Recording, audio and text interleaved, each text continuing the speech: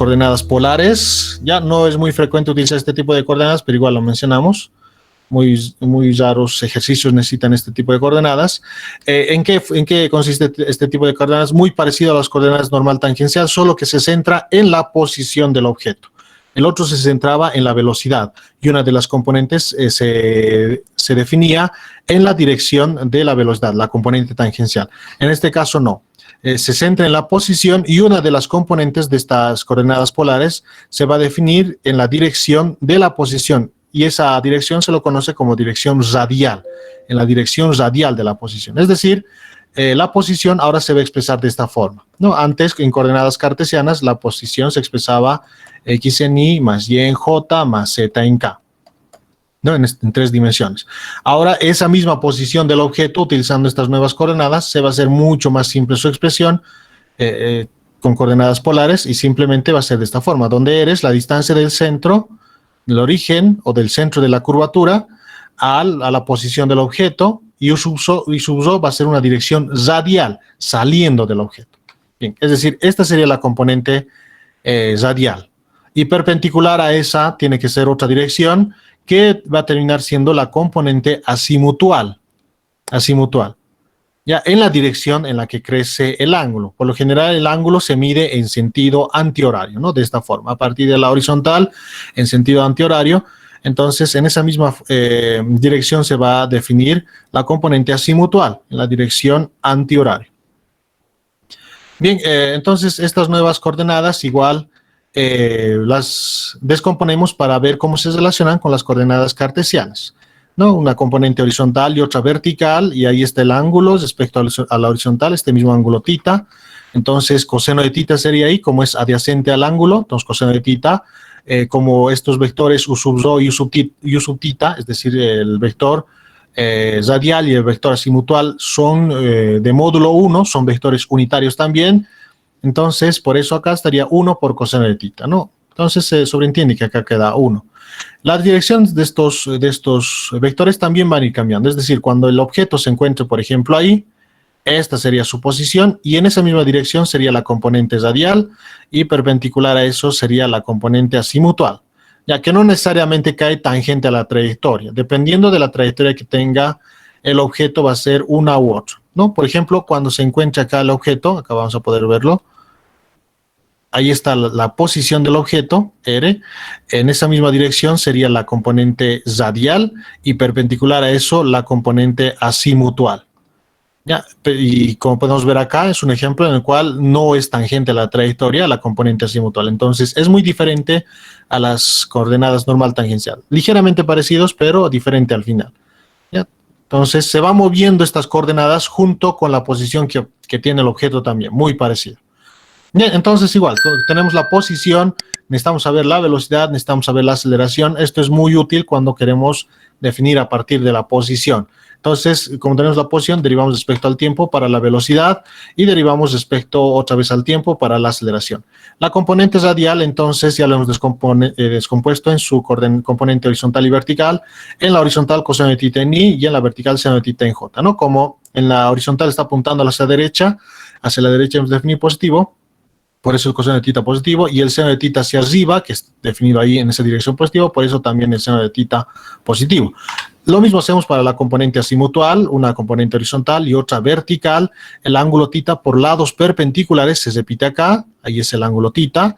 Perpendicular a R es la dirección azimutal y perpendicular a esta horizontal es la vertical. Como R y esta horizontal de X están formando el ángulo θ, sus lados perpendiculares también estarían formando el mismo ángulo θ, que son el azimutal y esta vertical, ¿no?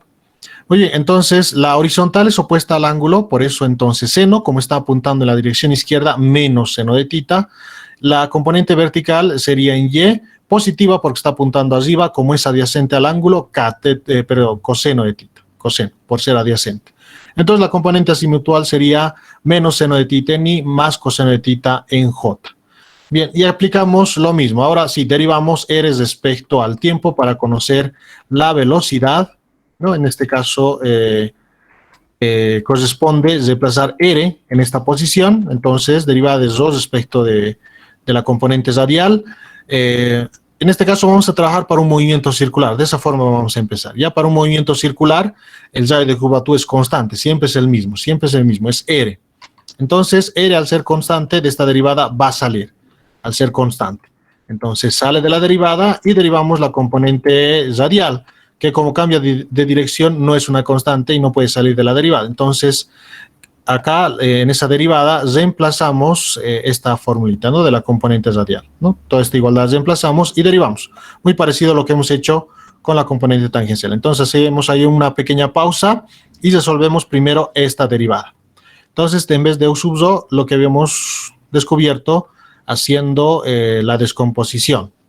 Coseno de θ en I más seno de θ en J, esta derivada se distribuye respecto a esta suma, entonces derivada del coseno menos seno por la regla de la cadena, luego derivamos su argumento, derivada de θ respecto de I, y sale de la derivada al ser constante, y es un componente cartesiano que tiene la misma dirección y el mismo módulo, el mismo tamaño, siempre es 1, entonces constante sale. Lo mismo acá, derivada del seno, coseno por la regla de la cadena, derivamos θ respecto al tiempo, y J salió de la derivada y no cambia. Factorizamos derivada de θ respecto al tiempo, menos seno de θ en I, coseno de θ en J, los tenemos acá, y esto justamente es la componente asimutual, U sub θ. Entonces, U sub θ por derivada de θ respecto a t. Entonces, esa es la solución de la derivada, esta solución reemplazamos acá, por lo tanto, la velocidad será de esta forma. R derivada de θ respecto al tiempo por la componente asimutual. Esa es la velocidad, donde derivada de θ respecto a t es la frecuencia, la velocidad angular. La velocidad angular. ¿No? Y ya está. Entonces, esa es la velocidad. La velocidad. Radio por velocidad angular. Para un movimiento circular esto, ¿no? Esto es para un movimiento circular porque hemos definido radio una constante, es decir, el radio de curvatura se convirtió en el radio al ser un movimiento circular, que en ese caso, para este caso en particular, para un movimiento circular, la componente asimutual coincide con la componente tangencial del sistema de coordenadas normal tangencial. Ya, para otro tipo de curvas, por supuesto, ya empiezan a variar y son muy, muy diferentes las coordenadas polares con las tangenciales. Bien, y esto justamente es la rapidez. Y esto es la rapidez, porque eso habíamos definido en la anterior clase. La velocidad o rapidez es igual al radio por la velocidad angular, ¿no? Entonces, de ahí también lo conocemos, sin necesidad de definir de mucha forma con las componentes cartesianas. Bien, volveremos a derivar para conocer la aceleración. Entonces, derivando respecto al tiempo, la velocidad es radio por velocidad angular por la componente asimutual. El radio ya lo hemos definido, es una constante, sale, y puede que la velocidad angular no sea una constante, puede que esté variando debido a que haya una aceleración angular, entonces se va a quedar dentro de la derivada y tenemos un producto. Entonces, derivada de un producto, la derivada del primero por el segundo sin derivar, más la derivada del segundo por el primero sin derivar. Entonces, esta derivada no hay mucho problema, es derivada de la velocidad angular respecto al tiempo, que va a terminar siendo la aceleración angular. Acá hay que derivar esto, ¿no? Porque para derivar esto debemos utilizar esta igualdad que hemos descompuesto los vectores en sus componentes cartesianos, los vectores radiales y asimutuales. Es decir, hay que derivar esto de acá respecto a t, que seguramente se va a relacionar con U sub rho, como ya lo hemos estado viendo, ¿no? Entonces, hacemos una pequeña pausa acá para derivar U sub θ, menos seno de θ en I más coseno de θ en J. La derivada se distribuye respecto a esta que tenemos acá. Derivada del seno, coseno, este negativo se queda nomás, porque la derivada del seno es el coseno. La derivada del coseno es el menos seno, por eso tenemos un negativo acá. I y J salen de la derivada al ser constantes, y por la regla de la cadena tenemos derivada de θ respecto al tiempo, factorizando de θ respecto al tiempo junto con el negativo. Acá tenemos coseno de θ en I más seno de θ en J, y eso justamente es la componente radial. Entonces, la componente asimutual es la componente radial por la derivada de θ respecto al tiempo con el negativo.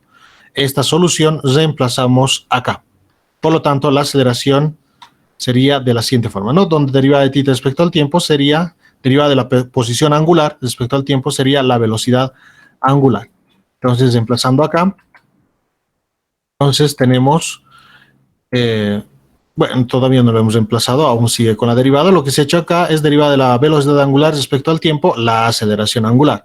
Bien, ahora sí reemplazamos esa solución de la derivada que hemos hallado la velocidad angular negativo por la dirección radial.